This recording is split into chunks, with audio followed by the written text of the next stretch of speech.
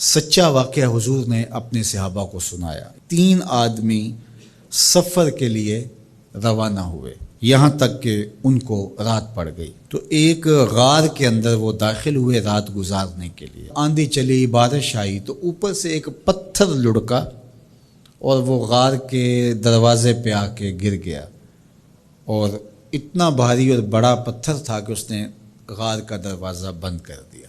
انہوں نے آپس میں بات کی اور کہا، تم اس غار میں پھنس گئے ہو، اب یہاں سے نکل نہیں سکتے مگر یہ کہ تمہارے وہ عمل جو محض اللہ کی رضا کے لیے تم نے کیے ہیں، ان اعمال کا وسیلہ دے کے اللہ سے دعا مانگو۔ ان میں سے ایک آدمی نے کہا، اللہ میرے ماں باپ بوڑھے تھے، اور میں جب بھی بکریاں چرا کر کے آتا تو میں دودھ دو کر کے سب سے پہلے اپنی ماں کو اور اپنے باپ کو پیش کرتا۔ ایک دن میں سرسبز درختوں کی تلاش میں بکریاں لے کے کوئی چارہ، کوئی درختوں کی تلاش میں دور نکل گیا۔ میں جب واپس پلٹا، دونوں سو چکے تھے۔ میں نے یہ مناسب نہ سمجھا کہ میں ان کو جگاؤں، بیدار کروں کہ اٹھو دودھ پی لے، لیکن اب سارا دن وہ بھوک سے تھے، تو اچانک آنکھ کھلے اور بھوک کی شدت سے تڑپے، تو میں وہاں سے ہٹ بھی نہیں سکا۔ تو کہتا ہے کہ میں بچوں کو نظر انداز کیا اور ماں باپ کے جاگنے پہ دھیان رکھا، اور یوں ساری رات بیت گئی۔ میرے ماں باپ فجر کے وقت جب اٹھے، وہ دودھ ان کو پیش کیا۔ اب یہ عمل پیش کر کے کہتا ہے، اے اللہ، اگر یہ میں نے محض تیری رضا کے لیے کیا، تو جانتا ہے میرے دل کو، تو اس پتھر کو ہٹا دے۔ تو پتھر تھوڑا سا سرک گیا، لیکن اتنا نہیں تھا کہ وہاں سے یہ باہر نکل سکے۔ اب دوسرے کی باری آئی، اس نے کہا، اے اللہ، میرے چچا کی ایک بیٹی تھی جو مجھے بہت زیادہ محبوب تھی، مرد عورت کے ساتھ جتنی محبت کرتا ہے اس طرح میرا اس کی طرف رجحان قلب تھا، تو میں نے اس کو اپنی خواہش کی تکمیل کے لیے کئی بار کہا، لیکن اس نے کہا کہ یہ نہیں ہو سکتا۔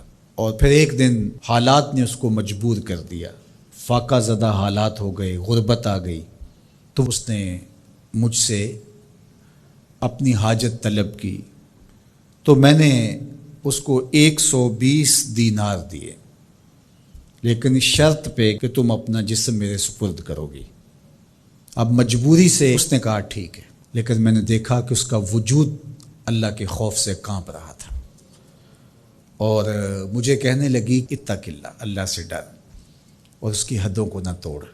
میری خواہشات تو پگلی تھیں، آرزویں تو بے تاب تھیں، اور میں اس کی قیمت بھی ادا کر چکا تھا، لیکن اس کا یہ جملہ کہ اللہ سے ڈر، تو میں تیرے سے ڈر کے اس کو چھوڑ دیا، اور جو اس کو میں نے 120 دینار دیے تھے وہ بھی اس کے پاس رہنے دیے۔ اللہ، میرے اس مخفی عمل کو تو ہی جانتا ہے، تو اگر میں نے تیری رضا کے لیے ایسا کیا تو اس پتھر کو ہٹا دے۔ تو پتھر تھوڑا سا ہٹ گیا، سوراخ تو زیادہ ہو گیا، لیکن ابھی بھی وہاں سے گزرنا ممکن نہیں تھا۔ اب تیسرے نے کہا، اے اللہ، میں مزدوروں سے کام لے رہا تھا اور ان کی مزدوری میں نے دے دی، ایک مزدور بتائے بغیر چلا گیا، تو میں نے کیا کیا کہ اس کے مزدوری کے پیسے کاروبار میں لگا دیے، کاروبار میں برکت ہوئی، اور بہت زیادہ وہ کاروبار جو اس کی مزدوری سے شروع کیا گیا تھا پھیل گیا۔ تھوڑی سی مزدوری تھی لیکن کاروبار بہت پھیل گیا۔ اب میں اس کے اندر کچھ ایک آنا ٹگا نہیں لیا۔ ایک عرصے کے بعد وہ شخص آیا، اس نے کہا، مجھے میری مزدوری دے۔ تو میں نے کہا، یہ بکریاں، یہ بھیڑیں، یہ اونٹ، یہ غلام، یہ نوکر چاکر، یہ سب کچھ ہے، یہ تیری مزدوری ہے۔ تو اس نے کہا، میرے ساتھ مذاق نہ کر، میں تو مزدوری کے وہ چند جو لینے آیا ہوں، اور آپ کہتے ہیں یہ سب کچھ تیرا ہے۔ تو اس نے ساری صورتحال بتائی، تو اس نے وہ ساری بکریاں، وہ سارے اونٹ، ساری گائے اور سارے غلام ہانکے اور چل دیا۔ کہا، اے اللہ، اگر یہ عمل میں نے تجھے راضی کرنے کے لیے کیا تھا تو پتھر کو ہٹا دے۔ تو حضور نے فرمایا، وہ پتھر ہٹ گیا اور یہ چلتے ہوئے باہر آ گئے۔ جب اللہ کی رضا کے لیے کام کیے تو مشکلوں سے نکلنے کے راستے ملتے۔ ایک روایت میں آتا ہے، جو آسانی کے وقت اللہ کو فراموش نہیں کرتا، اوکھے ویلے اللہ اس کو فراموش نہیں کرتا۔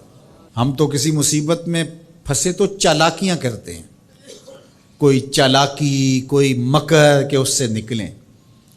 تو مصیبت میں پھنسیں تو دعا کے لیے ہاتھ پھیلا لیں اور اچھے اعمال کا اللہ کی بارگاہ میں وسیلہ پیش کریں۔ تو زندگی میں ایسا ذخیرہ اعمال کا جمع کرو کہ جب مشکل بنے تو ان اعمال کا وسیلہ پیش کر کے مشکلات سے نکلنے کا راستہ ملے۔